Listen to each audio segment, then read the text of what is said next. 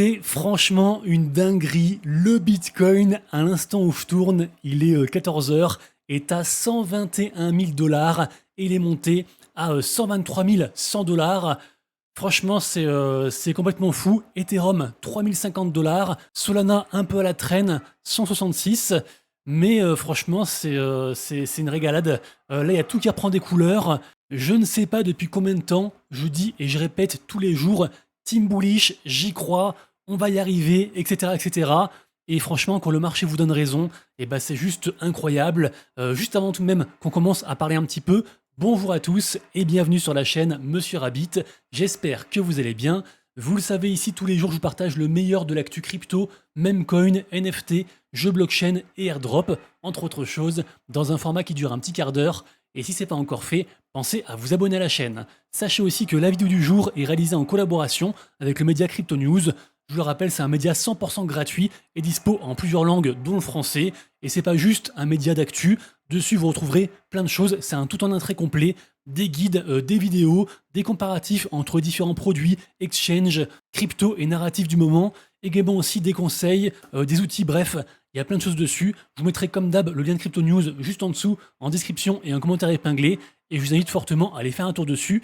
Alors, donc je vous le disais, là c'est une folie. En fait, là, on rentre dans une période où peu importe ce qu'on prend, a priori, tout va réussir, tout va péter. Et donc, ça va être incroyable, sauf si on est de la team des gens qui disent que Bitcoin est vraiment à part de tous les autres, parce que l'argent qui est dans Bitcoin vient des professionnels, des institutionnels, et donc cet argent ne sera pas en grande partie reversé dans les altcoins. Après, ce qui vient entre guillemets temporiser cette théorie, c'est que ce nouvel ATH a été fait pendant un week-end, donc en principe, justement, toutes ces boîtes sont fermées, et donc c'est aussi des particuliers qui achètent en masse.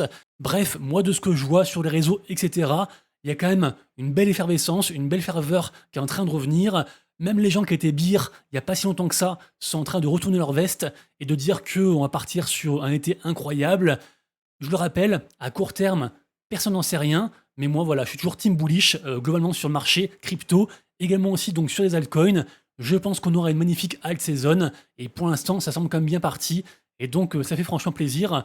Alors par contre, le truc négatif, c'est ce que je disais un petit peu en intro, c'est que là en fait avec un tel marché, on va avoir des projets qui vont ressurgir de nulle part, du marketing qui va partir dans tous les sens, et donc ça va être la folie. Il y aura beaucoup trop d'infos pour qu'on puisse tout suivre, il y a beaucoup trop de tokens et de crypto pour qu'on puisse tout suivre, et donc il faut faire ses choix, et forcément aussi moi dans les vidéos, je ne pourrai pas parler de tout, et donc rien qu'aujourd'hui, il y a tellement de news, c'est une vraie dinguerie. D'ailleurs en plus je voulais faire une vidéo plus courte, parce que j'ai un rendez-vous à 5h30, je vous en reparlerai un petit peu après, mais en gros la partie gaming sera un petit peu écourtée aujourd'hui. Je vais aussi vous annoncer une dinguerie que j'ai créée ce week-end. Franchement, c'est fou. Juste avant, quand même, la grosse annonce de ce week-end, c'est bien sûr le sold out de la vente de Pump Fun. On en parlait dans la vidéo de, je crois, vendredi. Celle-ci, je pense, ou celle d'avant. Bref, Pump Fun, donc la plateforme qui permet à n'importe qui de créer un meme coin en quelques instants sur Solana, a fait donc sa vente de tokens Pump. Ils ont vendu tous leurs tokens, donc pour 500 millions de dollars en seulement 12 minutes. Donc je ne sais pas si on a déjà eu une aussi grosse levée. Ça rappelle les levées de fonds des ICO à l'époque, genre il y a quasiment 8 ans, je crois, un truc comme ça. Bref, c'était une folie. Et là, en fait, ça témoigne aussi un petit peu de l'effervescence autour de ce protocole, autour de Solana, autour des mêmes coins et autour du marché crypto. 500 millions de dollars en 12 minutes. Franchement, c'est fou. D'ailleurs, petite digression entre guillemets marrante, pas vraiment pour ceux qui sont victimes, entre guillemets, parce que en fait des personnes qui ont participé à la vente du token Pump.Fun eh bien, ont reçu donc leur airdrop de tokens.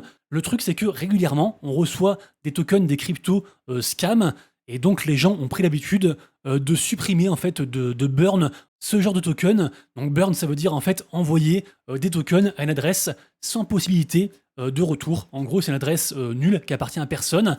Et donc des gens ont envoyé leur allocation, leur airdrop de Pump, sans savoir que c'était la vraie crypto Pump. Et notamment, on a donc ce mec qui a burn 74 000 dollars.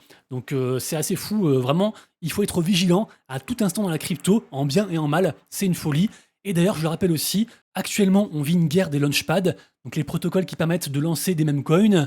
Dernièrement, l'écosystème Bonk, avec donc son launchpad Let's Bonk, qui s'appelle aussi Bonk.Fun, eh bien, est passé en tête devant Pump.Fun. Il génère plus d'argent, il y a plus de tokens qui marchent sur cet écosystème. En deuxième, on a donc Pump.Fun, et en troisième, on a Launchcoin, et en quatrième, on a Jupiter Studio, et on en reparle après. Et juste pour dire que le succès de Pump.Fun, de sa vente, est en train de déborder sur l'écosystème Bonk, parce que soit Pump.Fun est surévalué, je le rappelle, ça a été vendu à 4 milliards, et là je crois à l'instant où je tourne en pré-market, ça vaut entre 5 et 6 milliards, alors que Bonk, c'est un peu moins de 2 milliards. Et donc, soit un est sous-évalué, soit l'autre est surévalué, soit c'est un peu les deux, à voir, mais je pense que c'est très intéressant de se pencher sur l'écosystème Bonk au général, qui fait plus de buyback, qui a plus de soutien de la part de la commu, de la Solana Foundation aussi, et donc c'est assez fou ce qui se passe, je trouve, sur cet écosystème. D'ailleurs, pour rappel, j'ai parlé de ce token, le token GP, quand on était justement quasiment au petit creux ici. J'avais aussi parlé des NFT Taio Robotics, les deux sont liés, et là les deux ont complètement explosé. Je le rappelle, la crypto GP qui relie aussi à Taio Robotics, en fait derrière on a l'équipe qui a fait le smart contract de la plateforme Let's Bonk, et du coup ils mangent 7,5% de tous les fees brassés par Let's Bonk, et c'est je crois actuellement environ 1 million de dollars par jour. C'était le screen que j'ai marqué ici, et donc forcément ça se répercute à la fois, comme je disais, sur les NFT Taio Robotics et sur Token GP. Et puisqu'on parlait aussi, j'ai évoqué le protocole Jupiter Studio, qui est donc le launchpad de Jupiter. Jupiter qui est pour moi le plus gros protocole sur Solana, un des meilleurs, si ce n'est le meilleur, et aussi mon plus gros bag, c'est le Jup de Jupiter. Donc je suis très bullish et je m'intéresse à tous leurs produits. Et donc il est temps de vous parler du token Mars. Le token Mars sur Jupiter qu'on veut envoyer sur la Lune, c'est un token que j'ai créé ce week-end. Suite, en fait, en gros, l'histoire est folle. Alors, j'ai fait un petit short, pour ceux que ça intéresse, qui est juste ici, où je raconte un petit peu l'histoire. Mais donc, le short est ici. Il a fait quand même 600 vues, pas mal. Mais en gros, l'histoire, qu'est-ce que c'est? C'est que j'étais sur un stream d'un streamer français qui s'appelle Latuche. Et ce Latuche, c'est juste un des meilleurs traders sur Pump.Fun. Il a fait des millions en partant de pas grand-chose. Et le truc, c'est qu'il se contente pas juste d'acheter les tokens qui sont hype actuellement. En fait, il pré-shot aussi des méta, des tendances, et c'est sur son stream que j'ai appris l'existence de cet hippopotame, ce bébé hippopotame qui est donc né au Congo, qui est une race assez rare et qui n'est pas sans rappeler le même coin viral qui s'appelle Mudeng, qui était lui aussi basé à la base sur un bébé hippopotame. Et pour faire simple, ce bébé hippopotame, en fait, il lui cherche un nom. Ils hésitent parmi 3 noms qui sont proposés ici, donc sur un sondage officiel. Ce vote se termine le 18 juillet, et le 19, on saura le nom de cet hippopotame, sachant que, de ce que j'ai vu, il y a 9 chances sur 10 pour que le nom Mars soit choisi, sachant que son père, à cet hippopotame, s'appelle Pluto, donc ça ferait du coup Pluton-Mars. Et le truc, c'est que du coup, des gens ont pré-shot cette tendance, comme je disais, c'est ce dont parlait Latuche sur son stream, sauf que personne n'avait encore créé un meme coin qui marche, un meme coin Mars sur Jupiter. Les deux mêmes coins actuellement Mars, on va dire, qui marchent, qui sont assez capitalisés. Et encore, ça reste toujours des low cap, des trucs très très risqués. Ils sont sur Pump.Fun et sur Let's Bonk, ce qui paraît logique. Et moi, en fait, j'ai trouvé que avoir le Mars sur Jupiter, qu'on enverrait ensemble sur la Lune, ce serait une aventure incroyable. Donc le but, c'est en fait que ce token Mars que j'ai créé devienne le premier token Mars le plus hypé, en date donc du 19 juillet, pour que s'il y a une tendance, une viralité qui éclot de cet hippopotame, comme c'était le cas avec Mudeng, et bien à ce moment-là, le Mars soit propulsé et que tous ceux qui ont cru au départ soient récompensés, sachant que ce token, en 24 heures, actuellement, il y a 155 holders, une market cap à 32 000 $, donc assez incroyable. La liquidité est bloquée à 50%, parce que le token a été gradué. C'est entre guillemets une étape nécessaire dans la vie d'un token, et en gros après ça a créé une pool sur Meteora. Bref, ce token se porte très bien. D'ailleurs cette nuit, il a fait un x5, donc bravo à ceux qui étaient réveillés, c'était pas mon cas, et qu'on pu vendre du coup sur un petit x5 sur ce token, ça fait plaisir. Toujours est-il que moi en fait je vais continuer à push ce token au moins jusqu'au 19 pour voir ce qu'il en est. Toujours est-il que je trouve l'aventure incroyable. Regardez-moi ça, on est à 82 000 $ de volume en 24 heures. Et en fait, ça m'apprend beaucoup de choses sur la gestion d'un token, également aussi sur les réseaux liés à ce token. Et donc, voilà, je vous propose, si vous souhaitez, de rejoindre l'aventure. Gardez en tête que c'est très très très risqué. Et ce token, comme tous les autres, a 9 chances sur 10 d'aller à 0. Mais si vous voulez participer, mettre même juste 1 ou 2 $, et bien du coup, ça va augmenter le nombre de holders et de ce fait, aussi la visibilité de ce token. Et donc, on va dire que ça va aider cette aventure. Après voilà, je le rappelle encore une fois, c'est très important. Si ça se trouve, vous ne reverrez jamais vos 1 ou 2 dollars.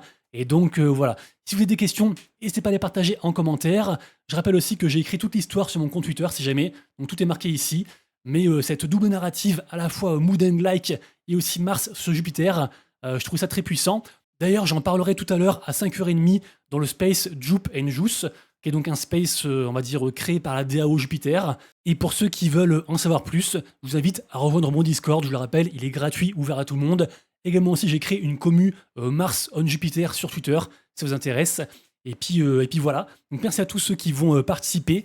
Et puis voilà, je trouve ça trop cool. Ensuite, petit rappel très rapide, on aura un airdrop aujourd'hui, la crypto WCT, donc de Wallet Connect. Alors il y a pas mal de critères d'éligibilité, donc je vous laisserai aller voir le tweet, mais en gros, il y a de fortes chances que vous soyez éligible si vous êtes actif côté Solana. D'ailleurs, ceux qui ont fait les 24 votes sur la DAO Jupiter sont éligibles, et donc c'est toujours de l'argent magique d'Internet en plus, comme on dit. Ensuite, côté NFT, pareil, ça bouge énormément. On est en train de revoir un réel intérêt pour les NFT, notamment côté Bitcoin, parce que Bitcoin est parti un peu tout seul to the moon. Je le rappelle, là, il est à 121 759 dollars.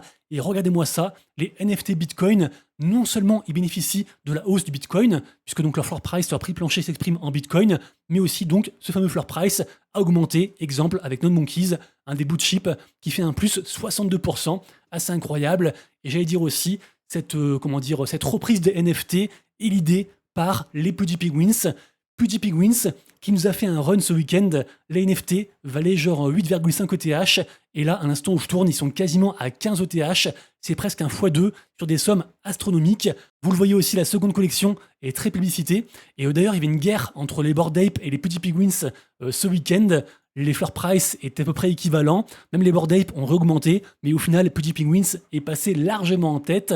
Notamment parce que la terre entière s'est mise à afficher une image de profil Twitter de PewDiePie Penguins. Ça a commencé avec Coinbase et après, donc, en gros, tous les plus gros protocoles accès crypto ont mis une PFP PewDiePie Penguins. Et je le rappelle bien sûr, PewDiePie Penguins, ce n'est pas que des NFT, c'est aussi le même coin Pengu. Et le Pengu, là, en 48 heures, pareil aussi, il a fait un quasiment 100%, c'est une grosse dinguerie. Le Pengu est monté à 2 milliards de market cap ce week-end. Là, il a fait un léger retracement, mais il reste encore très très haut. Et il est même quasiment à l'ATH presque. Bon, j'exagère un petit peu, mais il retourne vers son ATH. Et donc, il est bien en avance sur, on va dire, la alt season par rapport à tous les autres. Et vraiment, l'IP PewDiePie Penguins, c'est une dinguerie. Et ce même coin Pengu, ce sera sûrement le premier même coin qui aura son ETF par Canary Capital en fin d'année. Et je le rappelle, je suis très fier de dire que, enfin de vous redire parce que ça fait des mois et des mois que j'en parle, le Pengu, c'est mon plus gros bag côté même coin. Jupiter est sur Solana, Pengu est sur Solana, donc vous l'avez compris, je suis très bullish côté Solana. Et par contre, on n'oublie pas que la maison mère de PewDiePie Penguins, donc Igloo, est aussi celle qui est derrière la blockchain Abstract, et donc le rayonnement des PewDiePie Penguins bénéficie aussi forcément à Abstract et aussi donc à ces tokens. Notamment, on a le Poly. Le Poly, c'est dans le lore, c'est un petit peu la femme du Pengu qui nous a fait aussi un très joli run. Donc sur 48 heures, c'est quasiment un x2. Également aussi, on a le Hapster. Le Hapster, je pense que c'est on va dire, c'est le bout de chip côté même coin sur Abstract. Et donc ça reste à surveiller. Ah oui, et aussi également, autre écosystème que j'aime beaucoup, vous le savez, c'est l'écosystème Mochaverse. D'ailleurs, j'en avais parlé donc en vidéo et en tweet il n'y a pas si longtemps que ça, en disant que les prix me semblaient très attractifs. Et en effet, le marché m'a donné raison, puisque ce week-end, on a eu une mèche quasiment un x2 comme ça. C'était assez fou. J'exagère un petit peu, c'était je crois un 60% sur la mèche. Bref, depuis ça a retracé. Mais bravo à ceux qui, comme moi, ont pu bénéficier de cette hausse côté NFT et côté crypto sur le Mocha. Ensuite, tout de même, une news côté gaming. Alors vous le savez, j'en ai parlé plusieurs fois, le marché du blockchain gaming, actuellement, c'est une galère. Les tokens aussi, pareil, ne performent pas. Moi, j'y crois toujours. D'ailleurs, je vous rappelle que j'ai repris du AXS et du RON. J'en ai parlé la semaine dernière. J'y crois très fort. Là, j'ai vu que Wemix, qui est aussi un de mes bags, avait pris un petit plus 56% sur la semaine. Je le rappelle, Wemix, c'est un très gros écosystème gaming asiatique qui est derrière, entre autres, Mirfor ou encore Netcross qui marche très bien, de RPG. Et donc, il y a quand même des petits runners, mais je pense qu'aussi, à l'image des altcoins, tous ne vont pas performer comme ce fut le cas au précédent cycle. Et donc, je pense que miser sur des tokens, on va dire, d'écosystème, des tokens plus larges que juste un token d'un jeu, ça peut être intéressant, comme par exemple Wemix ou encore BIM, RON, IMX, genre de choses, plutôt que acheter plein de tokens de jeu qui peuvent du coup ne pas performer. Donc voilà, je sais pas ce que vous en pensez, mais je trouve qu'avec environ 6-7 tokens, on peut s'exposer à l'entièreté du marché gaming plutôt que d'acheter, on va dire, je sais pas, du Helium, du Star Atlas, etc. Donc voilà, moi je fais comme ça. J'espère que la vidéo du jour vous a plu. Si ça vous a plu, pensez à soutenir en likant, en vous abonnant, en commentant et en partageant les vidéos. Merci à tous. Je vous souhaite une super après-midi. Profitez de ce bull run, profitez de ces hausses. N'oubliez pas de prendre des profits parce que, en fin de compte, on fera les comptes à la fin du bull. Et à chaque fois, c'est pareil. 95% des gens seront perdants. Donc ne soyez pas dans ces 95%. Ne faites pas comme 95% des gens. Commencez à prendre des profits régulièrement pour vous habituer. Et puis, on espère donc tous ensemble sur la chaîne réussir ce bull run. À très bientôt, à demain. C'était Monsieur Rabbit. Ciao.